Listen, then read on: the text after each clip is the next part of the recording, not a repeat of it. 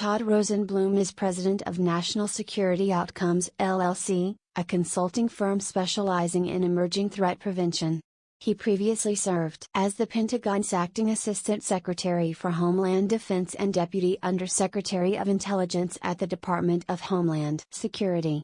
The opinions expressed in this commentary are solely those of the author. CNN, America's immigration debate has become red hot because President Obama's critics not only believe that he lacks the authority to act without the consent of Congress, but also that he must not change internal enforcement priorities before first securing the border.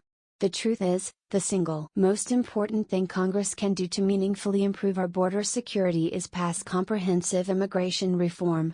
Too often, border security is viewed as preventing the illegal entry of people and goods across state lines.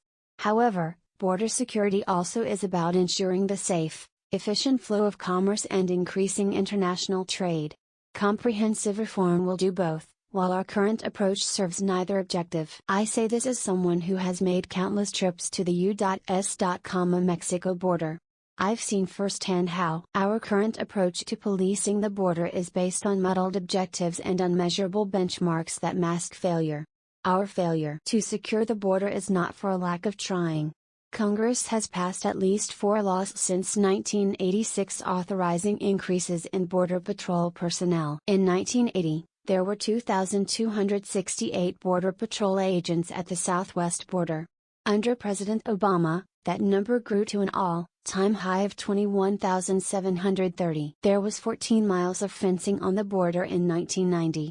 Under this administration, we've erected nearly 651 miles of new fencing and dramatically increased our mobile surveillance capabilities. Yet there is scant evidence that we can spend our way out of this problem. Recent studies by Princeton University and the University of California at San Diego reached desultory conclusions about our ability to stop illegal border crossings. We have been able to stop only about 30% of those attempting to cross our border between 1996 and 2009, according to the studies. Simply spending more money and adding more agents will not secure the border, but it will complicate trade. Nations cannot seek maximum security without shuttering trade. But nations cannot have fully open borders if they want real security. We can build more fences, identify more tracks, and inspect more vehicles, but only if we are prepared to greatly diminish the free flow of commerce. Our nation has wisely opted for a balanced approach. The central reason we will not be more effective at achieving our national security border goals is because U.S. policy, since the 1980s, effectively treats all border incursions as equal threats to the homeland. This diminishes our ability to prevent true threats, such as drug cartels, human traffickers and potential terrorists, from flooding the zone and gaining passage into the homeland. These criminals know that a small percentage of their goods and vehicles will be inspected and seized. For them, this is the cost of doing business. Unless we begin to prioritize threats and facilitate the legitimate entry of validated economic migrants, the cost-benefit analysis will remain in their favor. Border security professionals tell me the vast majority of illegal entrants are Mexicans seeking temporary work in the United States. All illegal crossings undermine border integrity, but temporary work seeking migrants do not pose a significant national security threat to the homeland. The best way to strengthen border security without stifling trade is for Congress to establish a system whereby migrant workers can apply for validated, biometric entry keys to cross our border safely and legally. This will free up our border security cadre to focus on preventing cartels, traffickers and terrorists from exploiting holes in our current system. Furthermore, channeling economic migrants to efficient legal crossings will reduce threats to their own safety, improve human dignity, and give interdiction operators the bandwidth to respond to a higher percentage of tripwire incursions across our nearly 2,000-mile border with Mexico. We need a new risk-based approach, informed by intelligence and emphasizing information sharing and international cooperation.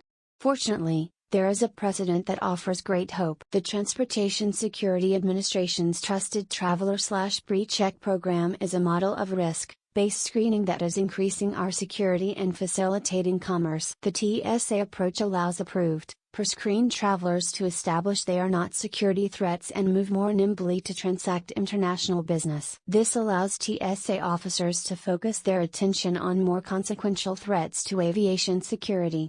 This risk-based approach is better for the traveling public and provides more security at less cost.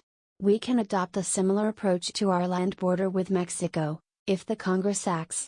As a nation, we do not accept a system where more than half of terror plots will be successful. We prioritize threats and go after terror cells with zeal.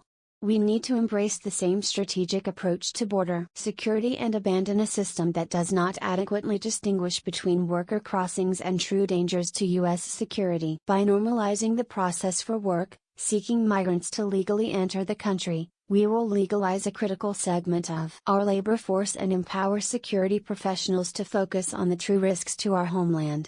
This will be good for our economy and our security. Now is the time for Congress to act. Read KNOPinion's new Flipboard magazine. Follow us on Twitter @KNOPinion. Join us on Facebook.com/KNOPinion.